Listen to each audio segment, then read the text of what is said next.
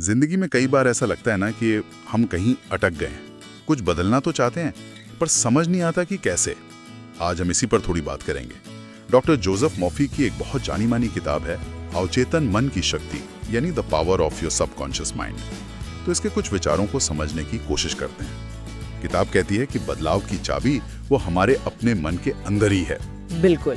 किताब का जो मूल विचार है वो असल में ये है कि हमारे मन के दो हिस्से हैं। दो हिस्से? हाँ, एक तो है हमारा चेतन मन, कॉन्शियस माइंड जिसे कहते हैं। इससे हम रोज के फैसले लेते हैं, सोचते हैं, लॉजिक लगाते हैं। अच्छा। और दूसरा जो ज्यादा गहरा और कह सकते हैं शक्तिशाली है वो है अवचेतन मन, यानी सबकॉन्शियस माइंड। मर्फी का तर्क ये है कि जो विचार हम अपने चेतन मन में बार बार सोचते हैं या जिन पर बहुत गहराई से यकीन करते हैं, हाँ। वो धीरे धीरे हमारे अवचेतन मन में अपनी जगह बना लेते हैं। और फिर अवचेतन मन उन विचारों का करता क्या है? हाँ, यहीं पर बात थोड़ी दिलचस्प हो जाती है। किताब के हिसाब से अवचेतन मन इन विचारों को एक तरह से कमांड या निर्देश मान लेता है। Okay, command. हाँ, और फिर वो हमारी भावनाओं को, हमारी एनर्जी को और यहाँ तक कि जो बाहरी हालात है उनको भी उसी दिशा में मोड़ने लगता है ताकि वो विचार हकीकत बन सके। अच्छा। इसीलिए तो वो कहावत है ना, आप वही बनते हैं जो आप सोचते हैं। ये सिर्फ कहने की बात नहीं, ये मन के काम करने का एक तरीका बताया गया है। तो अगर कोई लगातार सोचे कि मैं कामयाब हो रहा हूँ या मैं कामयाब हूँ, तो अवचेतन मन उसे सच बनाने में लग जाएगा? हाँ, सिद्धांत तो यही है। सुनने में तो ये काफी सीधा लगता है, पर क्या ये वाकई इतना आसान है? क्योंकि देखिए, नेगेटिव ख्याल तो बहुत जल्दी आ जाते हैं मन में। आपकी बात बिल्कुल सही है, ये हमेशा आसान नहीं होता। मर्फी इस बात पर बहुत जोर देते हैं कि अवचेतन मन जो है वो अच्छे बुरे या सही गलत में फर्क नहीं करता। फर्क नहीं करता? नहीं, इसे आप एक बहुत उपजाऊ जमीन की तरह समझिए। उसे इस बात से कोई मतलब नहीं कि आप उसमें गुलाब के बीज बो रहे हैं या किसी जहरीले पौधे के। अच्छा। जो भी बीज यानी जो भी विचार आप उसमें डालेंगे वो पूरी मेहनत से उसी को उगाएगा। अरे बाप रे। हाँ, इसीलिए डर, शक या कमी वाले जो विचार होते हैं उनसे सावधान रहने को कहा गया है, क्योंकि अवचेतन मन उनको भी सच मानकर पूरा कर सकता है। तो फिर इन नेगेटिव बीजों से बचे कैसे और पॉजिटिव विचारों को मजबूती से कैसे रोके? क्या किताब में इसका कोई तरीका बताया है? हाँ, बिल्कुल, कई तरीके बताए हैं। एक जो बहुत अहम तकनीक है वो है स्लीप प्रोग्रामिंग। Sleep programming?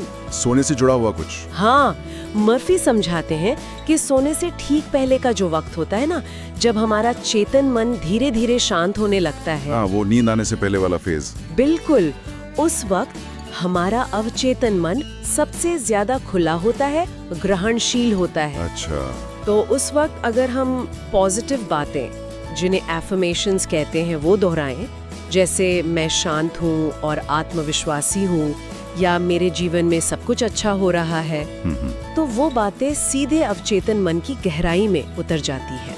दिलचस्प है। और एक वो विजुअलाइजेशन का भी जिक्र है, शायद कल्पना करना। बिल्कुल, विजुअलाइजेशन। इसका मतलब है कि जो भी आप चाहते हैं, कोई लक्ष्य हो या कोई चीज, उसे मन में ऐसे महसूस करना जैसे वो आपको पहले ही मिल चुका है। उसकी पूरी तस्वीर बनाना, एकदम साफ, उसमें रंग भरना, उससे जुड़ी जो भावनाएं हैं, खुशी की, संतुष्टि की, उन्हें महसूस करना। अच्छा, सिर्फ सोचना नहीं, महसूस भी करना। हाँ, यही खास बात है। किताब कहती है कि जब हम ऐसा बार बार और पूरी शिद्दत से करते हैं तो अवचेतन मन इसे एक असली अनुभव की तरह रिकॉर्ड कर लेता है और फिर उसे हकीकत बनाने के रास्ते खुलने लगता है। ये सुनने में तो बहुत शक्तिशाली लग रहा है। क्या इनके असल जिंदगी में असर के कुछ उदाहरण भी दिए हैं किताब में? हाँ, 5 Cs का जिक्र है। जैसे सेहत को लेकर बताया गया है कि कैसे कुछ मरीजों ने सिर्फ दवा पर निर्भर रहने के बजाय जब अपनी पूरी एनर्जी और विश्वास खुद को स्वस्थ देखने और महसूस करने में लगाया तो उनके ठीक होने की रफ्तार में फर्क देखा गया। अच्छा। माना जाता है कि ये जो गहरी पॉजिटिव सोच है, ये शरीर की अपनी हीलिंग पावर को जगा देती है एक तरह से। वाह। इसी तरह करियर में आत्मविश्वास बढ़ाने में, या रिश्तों में प्यार और समझ बढ़ाने में, या फिर पैसे को लेकर जो कमी वाली सोच होती है ना कई बार, होती है, उसको हटाकर समृद्धि या अबंडेंस की सोच अपनाने में इन सिद्धांतों को मददगार बताया गया है। तो मतलब कुल मिला के संदेश यही है कि हमारा अवचेतन मन एक जबरदस्त टूल है, एक औजार है, बस हमें इसे सही तरीके से इस्तेमाल करना सीखना होगा। बिल्कुल सही कहा आपने। इसे सचेत होकर, सोच समझकर सही दिशा देने की जरूरत है। कैसे?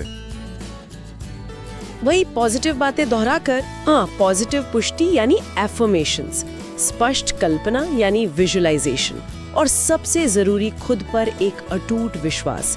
ये वो चाबियां हैं, ऐसा किताब का मानना है, जिनसे हम अपने अवचेतन मन की शक्ति का ताला खोल सकते हैं। इस पूरी बातचीत से एक सवाल मेरे मन में आ रहा है। देखिए, किताब ज्यादातर उन विचारों की बात करती है जिन्हें हम चुनते हैं या दोहराते हैं। हाँ, लेकिन उन गहरी अनकही मान्यताओं का क्या, जो शायद बचपन से या हमारे समाज से, हमारे माहौल से हमारे अंदर बैठ गई हैं, जिनके बारे में हम रोज सोचते भी नहीं। अच्छा सवाल है। वो मान्यताएं हमारे अवचेतन यथार्थ को किस तरह, मतलब अनजाने में ही लगातार शक्ल देती होंगी।